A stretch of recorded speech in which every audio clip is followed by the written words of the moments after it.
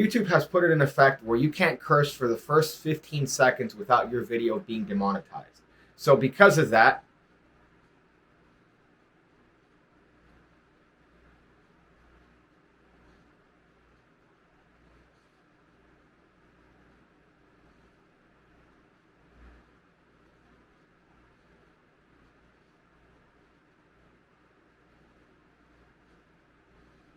fuck. So this is a card control. This is a way that you get a card that somebody picks and you control it. You make it yours. You own it.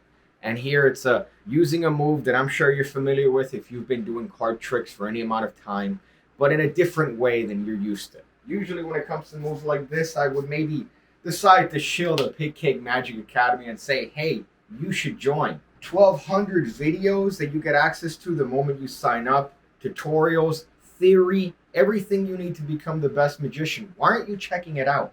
You're here watching this video. You could be over there checking out 1,200 videos, and I upload every single week. It's not like I stopped uploading. Certain other services, they just put out a certain amount of videos, and then that's it. But not your boy Piggy. Your boy Piggy's always on that grind, baby.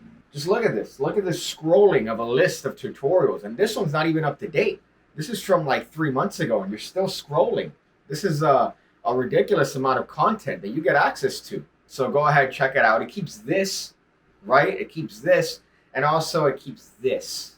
So check it out and do something good this new year. Do something good to yourself. So this is how this looks like. We have a deck of playing cards, right? You can do all your little fancy cuts and mixes to show the people that you've never seen the inside of a woman naked, right? And you have them select the card. Let's say it happens to be this one right here. In the action of scoring it up, guess what? That card is under my complete control. That's it. That's all it takes. Not only is the card under your control, but you could also ask the participant to name any number they want, any number at all, and the card's going to be at that number. So let's say they happen to name 10. You go, great. Look, 1, 2, 3, 4, 5, 6, 7, 8, 9. 9 would have been this one. This is the card you would have picked had you picked 9, but you said 10, which is right over here. Your card was what? The 6 of? That's what I thought. That's what I thought. The 6 of clubs. So we could do it. We could do it any card or any number with their card. So here's how we do it. And the secret is a half pass, my friends, a half pass. Now the difference is we're doing it as we're spreading the deck. That's the movement. Typically this is done like this, where you are reversing a certain section of cards. So the move could be done to reverse maybe a couple cards, the entire deck. I've seen it done where people use it to reverse the entire deck underneath the top card. But here we're going to be using it in an unorthodox Jewish fashion by using it as a control. And the way that works is as follows. We're going to have a card picked. Let's say it happens to be this one. When we place it back, what we're going to do is that as we're squaring up the cards, we're just going to do this. You see that? That's what we're going to do. We're going to press using our fingers downward, and that's going to cause this half to flip over. Now, as we're squaring up the cards, so the cover is going to be spreading these cards and rather squaring them up, and this is going to be the action we're going to partake with our left hand. Now, from the exposed view, it just looks like this. You see that? That's what the exposed view looks like. If we do it from this angle, you see it's covered. It's covered. It just looks like we're squaring up the cards. But really, let me show you from the front one more time. We're just using those cards. If you want, you could use your forefinger as well to help you lever over that half. But as we're squaring up the cards, we're just coalescing them. And now we have essentially half the deck. So half the deck is face up, half the deck is face down. However, if you care to notice, their card is in the back of the face up cards. Now, the actual cover for this particular handling reminds me of the spread pass, which is another move that I cover on the Academy, right? There's a lot of moves here that I'm mentioning, and you would know all of them if you just joined. So might as well join.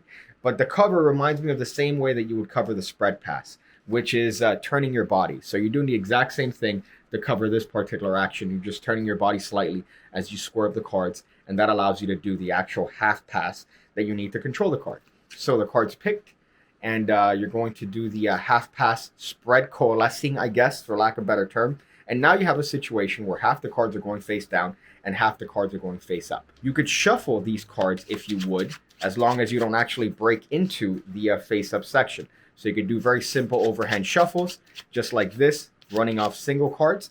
and then you could drop that back to make sure that we're not accidentally ruining this half.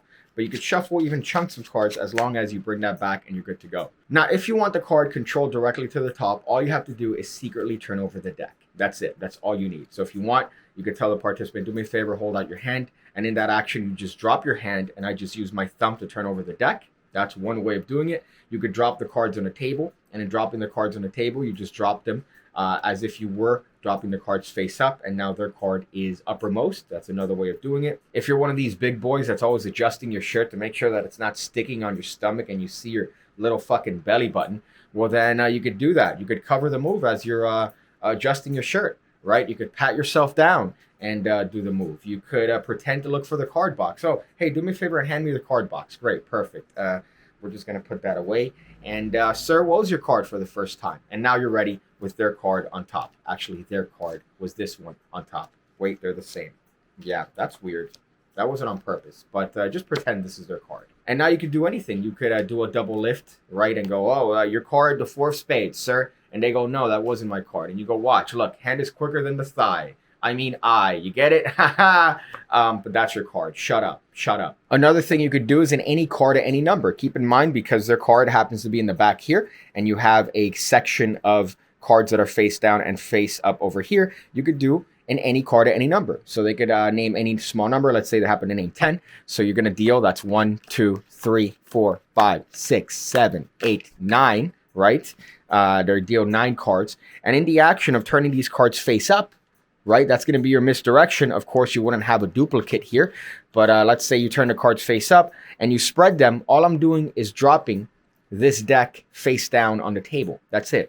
As I spread them and go, look, any one of these numbers could have been any one of these cards. But you said 10. The 10th card happens to be this one right here. One more would have been this one. Another one would have been this one. But you said 10, which happens to be your card.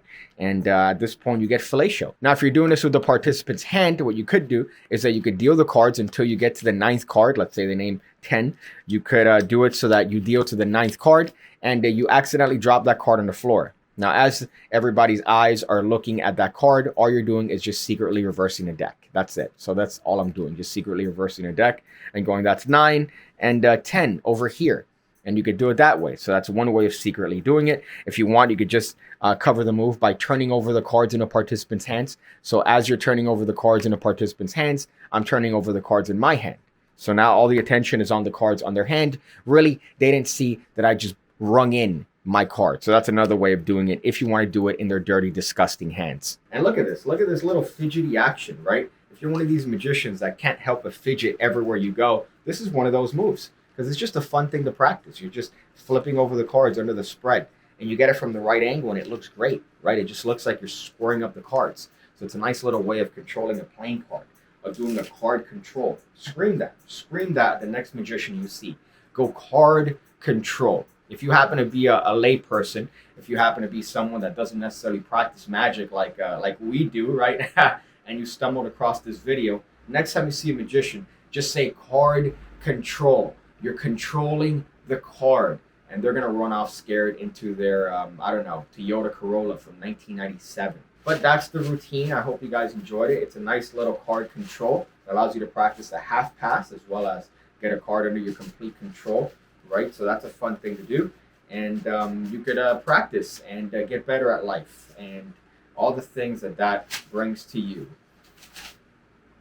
Oh, let me just get a little bit of hair and wrap it around. See, look. Oh, look at that. It's the hair, right? It's the hair, and if I bite it, look. I guess it's like my uncle's erection. Little advice at the end of the video. Oh boy, I don't know. Oh, I just ordered a piece for my motorcycle, which hasn't been starting. This is a starter relay. I'm working from the cheapest to the most expensive. I've been talking to Peter Turner on the phone recently, and he's been guiding me through the process. And he says, hey, try to work your way from the least expensive to the most expensive.